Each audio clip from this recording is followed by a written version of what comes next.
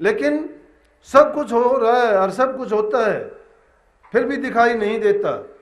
इसलिए ये गुण उसी का है, उसको जब जो प्राप्त कर लेगा तो वो भी उस अवस्था में चला जाएगा कि जिसको कोई ना भय होगा, ना जिसका बैर होगा किसी के पास। वो निष्कपट हो जाएगा, निश्चल हो जाएगा, वो अडोल हो जाएगा, वो अमोल हो जाएगा। वो अगर होना चाहते हो तो उसके लिए संतों की बात पर चलना पड़ेगा।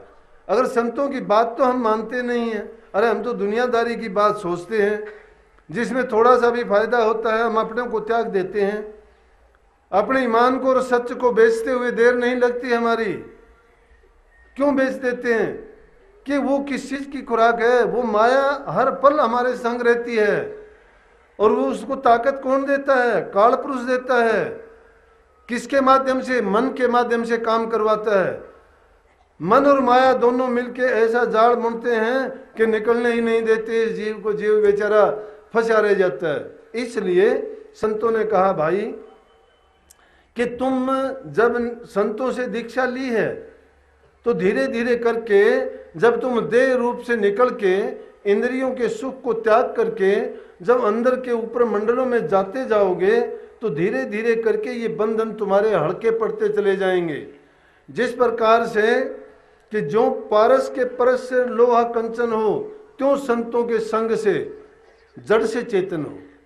हम क्या थे? जड़ हैं। जब तक हम ज्ञान नहीं है, जिसमें हिलने डुलने की, कुछ करने की कुछ शक्ति नहीं हो, वो क्या है? जड़ है।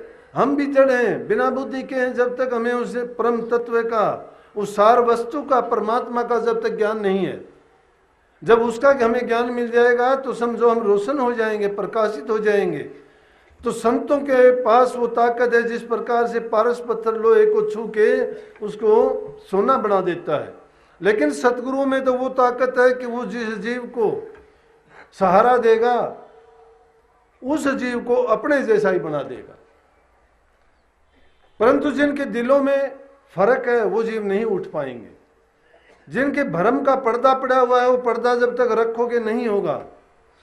संतों की कोई जाति नहीं थी, संतों का कोई देश नहीं था, संतों का कोई धर्म नहीं था, कोई मिशन नहीं था। उनका एक ही मिशन था कि जीवों के कल्याणार्थ संसार में आए।